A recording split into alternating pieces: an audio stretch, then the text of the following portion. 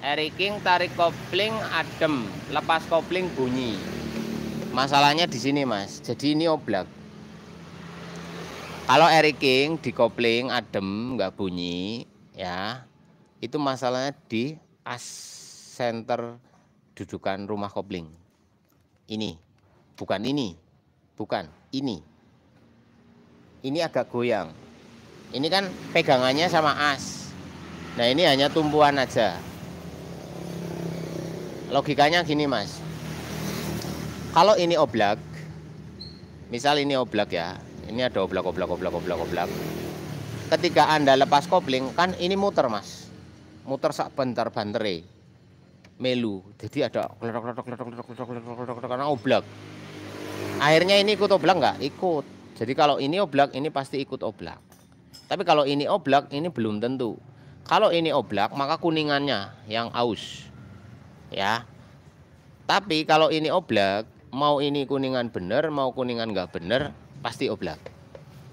Tapi kalau di kopling adem, logikanya ini ditarik kopling, kan yang muter ini tok mas, yang muter ini tok, ini ndak ikut muter mas, ya karena ketahan sama rasio.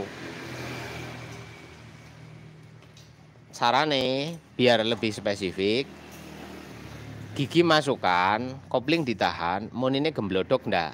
Motornya dijagang dua mas, ya dijagang dua. Ben roda belakang misal muter itu motornya nggak lari gitu kan. Dijagang dua, ban belakang gantung. Motor bunyikan, posisi netral di kopling, adem, lepas kopling gemblodok. Oke. Setelah itu tes berikutnya, motor bunyikan, gigi masuk, kopling. Adem nggak? Adem. Lepas kopling, kan roda belakang muter. Wer. Kalau suaranya kok nggak gemblodok pada waktu gigi masuk, ya, berarti masalahnya ada pada lahar konektor. Oblaknya itu karena lahar kanan dan lahar kiri itu oblak semua. Nah pada saat gigi masuk, si lahar kan dapat beban, sehingga tidak terlalu goyang, kayak gitu. Tapi mau gigi masuk kayak mau enggak tetap kasar. Kalau adem halus berarti fix. Ini oblaknya sudah parah di bagian ini, sama ini kuningannya juga agak goyang. Ini sih sebenarnya agak goyang sedikit nggak bunyi loh bro, janen. Nggak harus rapat kayak gini. Tapi nek ini digene, ini baut 4 ini dioblak-oblak, ini telah tak ini digoyang ongklak kayak RX plat T. RX yang plat T itu kemarin kan ada videonya, itu kan oblak banget mas. Itu kemeruyuk, dikopling mau ndak dikopling mau nih, cuma ada beda. Nah dikopling roda adem, lepas kopling mau nih. Kalau itu oblak double kanan kiri, kayak gitu. Wis bisa dimengerti. Masalahnya di mana? Ini hase koplingnya oblak. Lah misal ya, karena motornya nggak di sini. Misalnya udah kenceng mas bun, ini kenceng nggak goyang, ya toh? Ini nggak goyang mas bun, ini juga nggak goyang mas bun. Kamu cek kayak gini, ya ini nggak goyang misal, tapi kok kayak gitu? Perhatikan antara plat kopling sama taknya. Ini space. Ini. Nah, caranya bisa dibantu kopling, ini digerakkan. Ojlak. Gara-gara iki mas, plat koplingnya misalnya plat kopling KW, plat kopling ndak ori. Jarak si kopling ini dengan ini itu tidak presisi, terlalu longgar. Ya, terlalu longgar mas. Nah, iki kerapetan iki. Iki seret iki. Nah, ini kan ada gerak nih. Nah, ini bener, bro. Nah, ini kan ada oblak nih. Teloi. Saya zoom nih, masalah kopling. Ya. Nih. Digerakkan. Kan gerak tuh. Nah, ini terlalu longgar, Mas. Paham? Jadi kupingan kopling bentur ini, Mas. Klok klok klok klok klok klok klok klok klok klok klok klok klok klok klok. Jadi klek klek klek klek klek klek klek klek klek klek. Itu masalahnya apa? Kok bisa ngeklek? Padahal semua kopling itu longgar. Semua kopling itu longgar. Yes, tidak ada yang mati. Ada celah ada. Kalau nggak ada celah, kira iso ngopling sampean. Anda tidak bisa ngopling. Tapi kenapa jadi bunyi? Kalau terlalu lebar pasti bunyi. Apapun kondisinya. Kalau ininya ndak lebar, ya ini ndak lebar. Misal, iki ne rombo Mas Bun, iki ne standar, yo presisi lah, pas. Kok muni, ini tidak center, ngegol. Jadi ini gini Mas, onyok gitu loh Mas. Itu kalau oya oblah kayak gitu, mau didandani apapun ramari kecuali beneri oblak ngegolnya. Ini jangan sampai ngegol. Ini harus center. Sehingga menciptakan gaya sentrifugal yang balance. Yang dimaksud gaya sentrifugal balance adalah di mana gaya lontarnya ini terbagi rata. Karena center. Kalau ini ndak center, lemparannya itu tidak sama. Energi sentrifugalnya tidak sama, ada kenceng, ada pelan. Akibatnya ini jadi otlak. Ya namanya ndak center lah bos, ngobel. Ngobel ini onyol. Ini maksudnya aku. Ini masalah kopling sering ini. Nah ini mubenge Mas. Gue naik turun atau depan belakang. Akibatnya benda ini walaupun kenceng, kan ini sama ini nggak nyatu Mas. Ini berpisah. Ini ada space. Ya, ada space. Lantaran tidak seimbangnya gaya sentrik atau gaya lontar dalam putaran menyebabkan nilai tekan yang tidak sama. Jadi onjol kono onjol kene. Yang akibatnya ini bentur-bentur. Jadi ada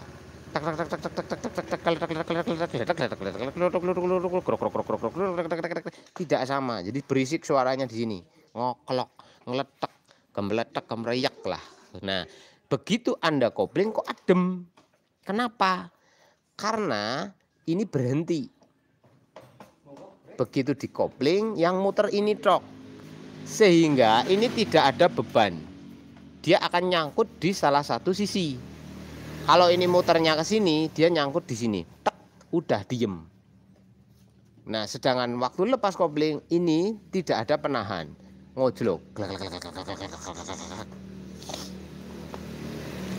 Nah, gigi masuk agak lebih adem sebab ada beban tarik dari rasio. Jadi ini ketahan di satu sisi.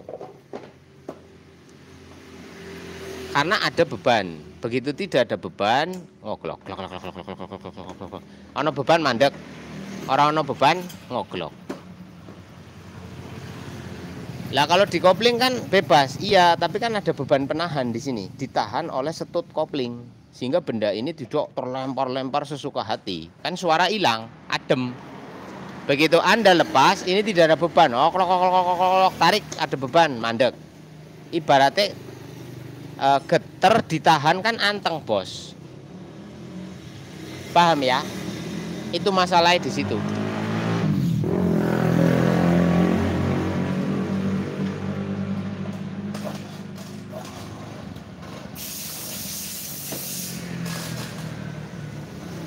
Ya seperti itu dan semoga ada manfaat, semoga ada gunanya buat panjenengan. Meski kau tidak punya RX, ya paling tidak kamu jadi tahu, menambah wawasan dan pengetahuan. Apalagi buat teman-teman mekanik, teman-teman yang buka usaha di dunia perbengkelan, teori itu penting. Tetapi teori yang tanpa praktek itu tidak bisa sempurna. Sekiranya di kepalamu sudah ada ilmunya, ketika ada masalah kan tinggal mempraktekin, diteliti.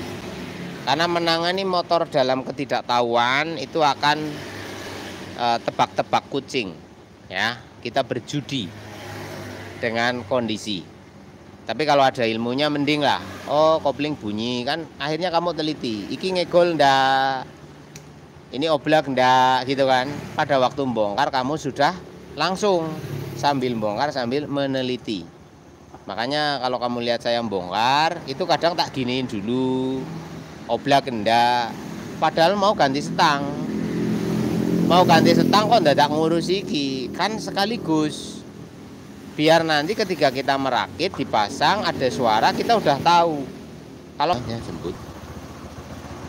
Kalau memang ini oblak gara-gara lahar kan sekalian bos, sekalian diganti gitu. Jadi nggak bongkar pasang berulang kali. Itu sih kayak gitu.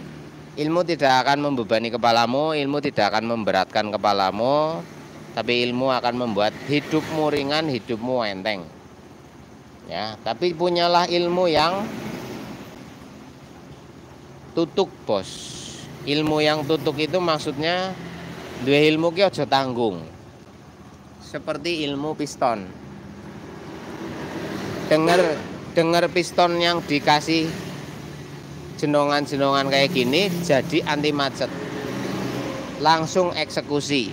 Ini namanya ilmu tanggung, bos. Tidak pakai dasar keilmuan, hanya denger loh. Yo saya kira diduduk-duduk wae. Pokoknya dikasih lubang aja nanti enak. Akhirnya dituruti.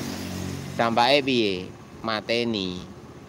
Nah, tadi sudah tak kasih ilmunya ya. Mau bikin seperti ini boleh, tapi arahnya ke bawah, jangan ke samping. Kalau tidak bisa ke bawah ke samping, paling tidak simetris, bulat. Intinya bulat. Jadi tidak menunjuk ke arah tertentu. Kalau mau cari arahnya ke bawah. Untuk mempengaruhi kompresi dinamis dan kecepatan pembuangan suhu panasnya.